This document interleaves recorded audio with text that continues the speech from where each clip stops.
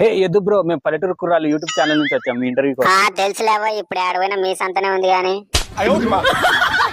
ఎద్దు బ్రో, ఈ రోజు యార్క పండగ ఫుల్ ఎంజాయ్ చేస్తున్నట్టున్నావా? ఇక్కడ ఎంజాయ్ ఆడిందిరా, గంజాయి తాగేది వాళ్ళ తినే గడ్డే కదా. అదేంటి ఎద్దు బ్రో, ఒళ్ళంతా కలర్ కలర్ చేసి డిజైన్స్ చేసి అంత మంచిగా పూల రంగులు తయారు చేసినట్టు చేసి నువ్వేంటి బ్రో అలా మాట్లాడుతున్నావు? దేనికి? సాయంత్రం నన్ను ఊరి జనాలందరి ముందు ఉరికించి కొట్టడానికే కదా.